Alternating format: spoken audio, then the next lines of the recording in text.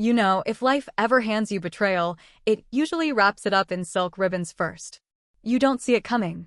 Not when you're running late from work, juggling groceries, keys, and 1,000 tiny dreams. Not when your biggest worry is whether you remembered to thaw the chicken for dinner. That night, I didn't thaw the chicken. Or maybe I did. Honestly, memory gets fuzzy around betrayal. I found out about Emma. Yes, her name was Emma, in the worst way, through a misplaced text on his old flip phone. Funny, right? Who even uses flip phones anymore? My husband, apparently. Because he believed old tech kept secrets better. The message was short. Casual. Can't wait for tonight, baby. Same table? Same time. At first, I thought it was a joke. I thought maybe he was planning a surprise for me. Because people like me, the hopeful, the slightly naive, we want to believe in surprises, not betrayals. I sat down on the cold kitchen tile, chicken dripping onto my jeans, and reread that message until the words blurred into nonsense. Same table. Same time. I didn't cry. Not then. Instead, I did something I never thought I was capable of. I smiled. And I picked up the phone. The restaurant was a little Italian place downtown, with fairy lights tangled around the windows and garlic knots that made you forget your own name. We'd been there for anniversaries, birthdays. I'm sorry I worked late dinners. Apparently, it was versatile enough for secret affairs too. Hi, I'd like to make a reservation, I said, my voice calm, almost musical. Of course, chirped the girl on the line. Name?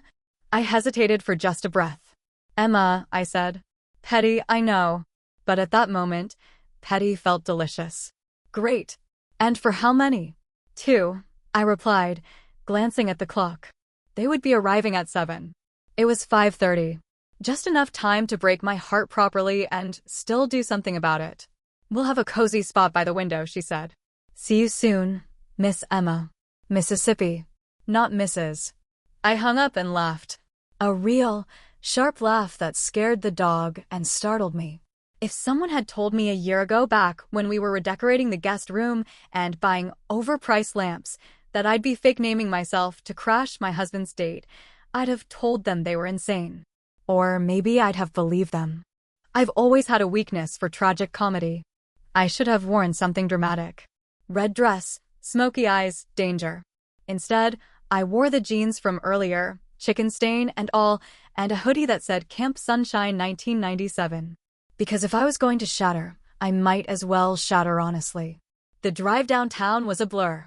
I blasted old pop songs from the early 2000s, the kind you scream sing to while pretending your heart isn't breaking. I must have looked like a lunatic at the red lights, gripping the wheel, mascara free, singing about teenage love and dreams that didn't involve clandestine dinners. At exactly 6:57 p.m., I pulled into the small parking lot behind the restaurant. I could see the fairy lights from here, winking like tiny, knowing eyes.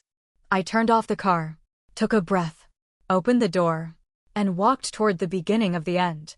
The restaurant smelled like melted butter and roasted garlic, comfort smells. Betrayal shouldn't happen somewhere that smells like home. I stepped inside, feeling the whoosh of warm air brush my face. The hostess looked up, smiling with the forced politeness of someone on their 4th double shift. Reservation for Emma, I said, steady. She nodded, checked her screen, and motioned me forward. Right this way. Every step toward that table felt like wading through cement.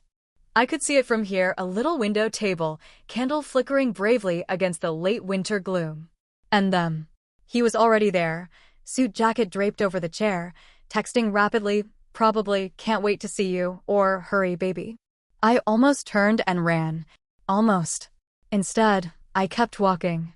The hostess set down a menu, smiled mechanically, and left me standing there, staring at the man I'd built my life around. He didn't look up. For a moment, I just stood there, absorbing it all. The clink of glasses, the distant hum of laughter, the universe indifferent. Finally, I cleared my throat. Mind if I join you? I said, voice light, almost flirtatious. He looked up then. And for the first time in our shared history, I saw real fear flicker behind his eyes. He opened his mouth, probably to lie, to stammer, but no words came out. Relax, I said, sliding into the seat opposite him. I hear the garlic knots are killer tonight. And I smiled. A real, honest, broken smile. He blinked at me like I'd materialized out of smoke. His hands, always so steady, fumbled with the napkin on the table. What are you doing here? He finally managed to say. I leaned back, crossing my arms loosely over my chest. I had a craving for spaghetti. What are you doing here, honey? He swallowed. Hard. His eyes darted toward the door like he was expecting someone, her, I guessed, to walk in at any second. Look, he began, his voice low, conspiratorial, like we were partners in a secret. This isn't what it looks like. I tilted my head. Oh! Because from where I'm sitting, it looks like you're about to have garlic knots with your mistress. The candle between us flickered as if reacting to the rising tension. He looked down at his hands, then up at me, and for a moment I saw something that resembled shame. But maybe that was just wishful thinking. Maybe it was gas. I was going to tell you, he said. Oh, sure, I replied, voice syrupy sweet. Was it going to be before or after dessert? He rubbed his face, the way he did when he couldn't find an answer that wouldn't make things worse. It's complicated. I laughed, sharp and humorless. Complicated. Right. Like trying to put toothpaste back into the tube complicated. There was a pause. A long, aching pause where the noise of the restaurant swelled around us, and for a second, it felt like we were trapped in a snow globe, just us and the fake smiles, the clinking glasses, the suffocating pretense. Emma isn't, he started. I held up a hand. Don't. Just don't insult both of us by pretending she's your colleague or your yoga instructor or, what? Your long-lost twin sister. His mouth snapped shut. Good. One less lie to catch later. I picked up the menu, flipping it open like this was just another Tuesday night dinner. You know, I said conversationally, they say the carbonara here is life-changing. He stared at me like I'd grown 2 heads. What? I shrugged. If I'm going to torch my marriage tonight, I might as well have a decent last meal. At that exact moment, the door chimed. And I knew. Without even turning around, I knew Emma had arrived. He stiffened. His face lost all color. Don't worry, I said softly, meeting his panicked eyes. I'll behave. But the smile that curled on my lips promised anything but. And somewhere deep inside me, past the betrayal, past the hurt, a tiny ember of wicked satisfaction began to glow. I didn't have to look to know it was her. You could feel it, the way the air shifted slightly, the way he stopped breathing for a second too long. But curiosity has a gravity all its own. I turned my head. Emma was average. Not a movie star. Not some sultry femme fatale with red lips and legs for days. She looked like she shopped at the same grocery store as me, worried about the same chipped nails and dry shampoo days. There was something almost insulting about it. If you're going to destroy a life, at least be dazzling.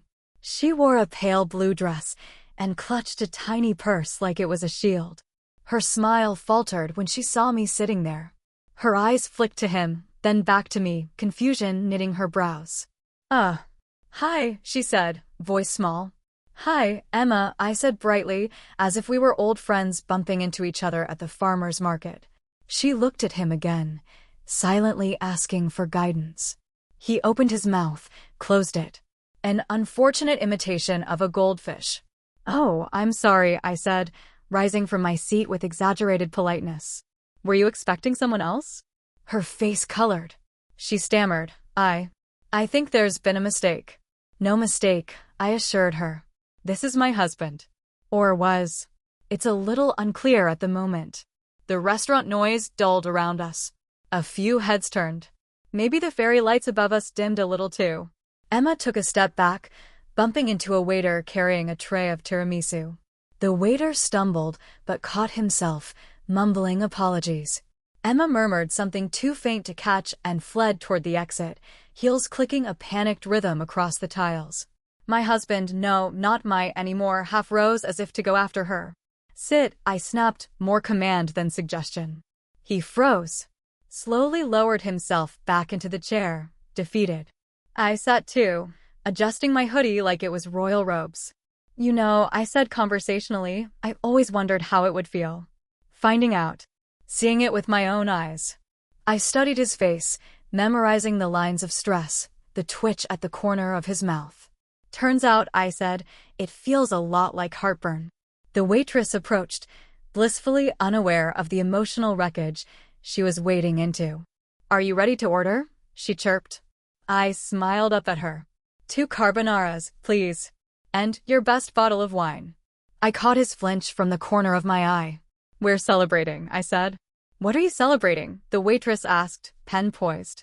I looked straight into my husband's horrified eyes and said, "Endings." She blinked, laughed awkwardly, and scurried off. I lifted my water glass in a mock toast. "To endings." He didn't lift his. He just stared at me like he was trying to remember if I'd ever been this ruthless before. He wouldn't find it in his memory. This was new. This was me, finally choosing myself. The waitress returned with the wine, setting it between us like an offering to the gods of broken promises. "Would you like to try it first?" she asked. "Oh no," I said, waving my hand graciously. "Tonight, we drink blindly." She poured without comment. I filled both our glasses to the brim. He reached for his, hesitated. His hand hovered above the stem as if the wine itself might burn him. "Drink," I said quietly. He obeyed. The first sip must have tasted like regret because he winced. Or maybe that was just his face now. "How long?" I asked. He coughed, fidgeted with his napkin. It wasn't serious." "That's not what I asked." His shoulders sagged. "A few months." I nodded, absorbing the blow like a boxer who's too stubborn to stay down. "Was it worth it?" I asked, genuinely curious. He didn't answer. Which, of course, was an answer.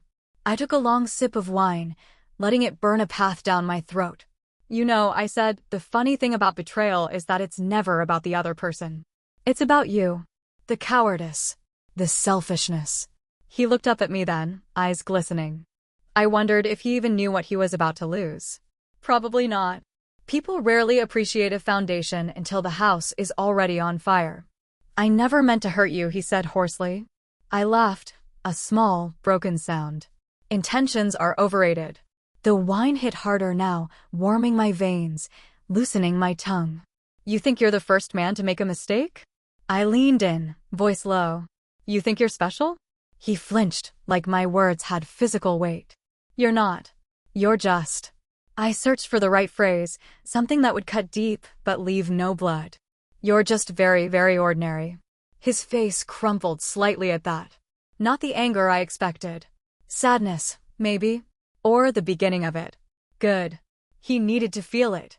The waitress returned with 2 plates of steaming carbonara. She placed them carefully in front of us, muttering a quick, "Enjoy your meal," before scuttling away like a crab sensing danger. We sat there for a moment, the smell of bacon and cheese filling the space between us. "Eat," I said, my voice oddly gentle. He picked up his fork. I picked up mine. And together, like ghosts reenacting a scene from a better life, we ate. The carbonara tasted like ash in my mouth. Across from me, he ate in silence, twirling his fork mechanically, chewing without tasting. It was almost pitiful. Almost. I watched him for a long moment, the way you might watch a dying star from millions of light years away, something that burned bright once, now collapsing inward. "I used to think love was enough," I said, setting down my fork. He looked up, startled by the sound of my voice. "Enough to fix things. Enough to excuse things." I shrugged. Turns out, love is just fuel. What you build with it, that's what matters. He swallowed hard, pushing the pasta around his plate like a penitent child. "I never stopped loving you," he said. There it was. The oldest, cheapest currency in the world. Regret. "Maybe," I said. "But you stopped choosing me." That landed harder than any accusation. I reached into my bag and pulled out a small envelope. It was creased, a little battered from being shoved there in haste. I placed it between us like a playing card. He stared at it. "What's that?" "Freedom," I said simply. He didn't move. "It's not official yet. But it will be." I leaned back in my chair, studying him. "I'm not here to beg. Or to scream. Or to fight for scraps." He opened the envelope with trembling fingers. Inside, a draft of divorce papers. Just a draft. A whisper of an ending, waiting to be signed. His lips moved, forming words he couldn't seem to say. "No," I said, before he could find them. "Don't apologize." He closed his mouth, nodding miserably. For the first time that evening, a real silence fell between us. Not tense. Not angry. Just empty. It was oddly peaceful. I finished my wine, savoring the last bitter drop. "You know," I said, smiling faintly, "this wasn't even the worst part." He looked up, confused. "The worst part," I said, "was realizing how little you thought of me." He flinched, but I kept going. How easy it was for you to lie. To look me in the eye and still choose her. I stood up then, slipping on my jacket. He rose automatically, old habits dying hard. I left a $20 bill on the table, more than enough for the untouched carbonara. "Goodbye," I said, voice steady. "Not see you later. Not talk soon. Goodbye." I turned and walked away, the fairy lights blurring at the edges of my vision. And this time, I didn't look back. The night air hit me like a wave when I stepped outside, cold, sharp, real. For the first time in what felt like years, I could breathe without forcing it. I crossed the tiny parking lot slowly, each step lighter than the last. No suitcase in my hand, no dramatics. Just me, untethered. My car waited faithfully, parked under the flickering street lamp that buzzed like a tired old song.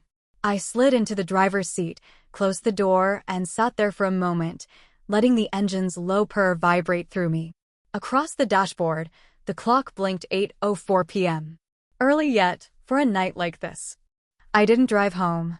Instead, I found myself steering through quiet streets, past shuttered shops and empty sidewalks, past places heavy with memories. The bookstore where we fought over a dog-eared novel, the tiny coffee shop where he first told me he loved me, the bench by the river where we once planned a future. It could have broken me. It didn't. Somewhere near the edge of town, I pulled into a 24-hour diner, the kind that smelled of burnt coffee and hope. I slipped into a booth by the window, ordered a cup of coffee, and wrapped my hands around the chipped mug like it was a holy relic. The waitress smiled at me, not a practiced, tired smile, but a real one, and topped off my cup without asking. "Rough night," she said, not unkindly. I smiled back, small and real. Turning point. She nodded like she understood, maybe because she did. I sipped my coffee, staring out into the velvet darkness beyond the window. Somewhere out there, Emma was nursing her wounded pride. Somewhere, he was sitting alone at a candlelit table, picking at regret. Not my problem anymore. For the first time in a long time, the future didn't scare me. It shimmered, vast and open, like a road unfurling under a sky full of unknown stars. I pulled out my phone, not to text him, not to check old messages, but to Google apartments. Solo apartments. Fresh starts. It felt reckless. It felt right. The waitress brought me a slice of pie on the house, apple, slightly lopsided, gloriously imperfect. "You look like you needed something sweet," she said. She had no idea. "Thanks," I said, voice thick with gratitude. I took a bite. It tasted like freedom. And, for the first time in months, I laughed. A small, bubbling laugh that startled even me. There, in a sticky vinyl booth under the flickering neon lights, I realized something vital. I wasn't broken. I was just getting started.